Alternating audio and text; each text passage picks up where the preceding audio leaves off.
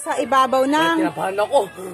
Isang hoy diyan, tsaka din. Nagpasama nga ako kay ABM para nga magpasa ng papel at ito nga ay Certificate of Enrollment na katunayan na si Yums ay nag-aaral. Kaya lang yung pagdadalhan ko nga ng papel ay nakasalubong ko na at sabi nga niya sa akin ay dumiretso na nga raw kami sa kanila at nandun daw yung anak niya. At sabihin ko nga daw na ilagay na lamang sa ibabaw ng Durabox. Pagdating ko nga sa kanila ay tinawag ko nga yung pangalan ng anak niya at abay nagulat ang pogi.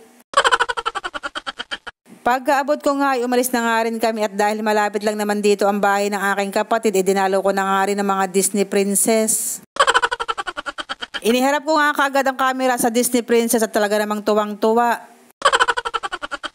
Ganyan lang naman ang ginagawa ko para sumama sa akin ng Disney princess dahil hindi ngayon sumasama sa akin. At maya-maya nga umuwi na nga rin kami dahil hindi naman kami pinamerienda ng nanay ng Disney princess. Charing. Sumama na nga rin ang dalawa pang Disney princess at doon nga daw muna sila sa amin. Pagka-uwi naman namin at magluluto na nga ako ng hapunan, ito nga ang tumambad sa akin. Ganito rin ba ang mga anak nyo na kapag naglagay ng maruruming pinggan sa may lababo ay patong-patong? Nasa ilalim nga kasi yung baonan at hindi man lamang inalis bago nga naglagay ng maruruming plato. Ganyan na ganyan nga sila kapag naglalagay ng maruruming pinggan sa may lababo. Abay minsan nga ay kasirolang malaki at talaga namang hindi aalisin at pagpapatungan pa.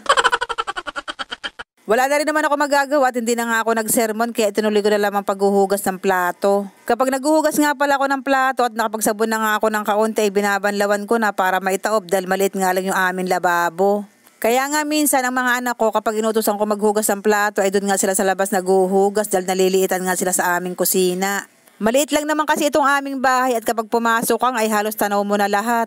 At pagkatapos ko naman maghugas ng plato ay eto wala na naman kaming ulam sa hapunan kaya nga napabili ang aking inay na 1 kilong tilapia.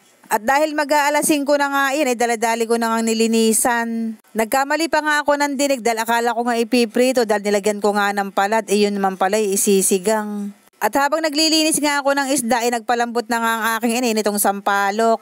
Isinama na nga rin niya itong sibuyas, kamatis, pati na nga itong siling berde. At nung malambot na nga ang sampalok ay hindi ko na nga siya hinangot, dyan ko na nga laang piniga. At pagkapiga ko nga ng lahat ng sampalok ay dali-dali ko na nga nilagay itong mga nilinis kong tilapia. Saglit lang din naman yung pakukuluin dahil ang tilapia nga ay madaling ang maluto. At nung makaisang kulo na nga inilagay na nga rin itong pampalasa na Ajinomoto pati na nga itong asin.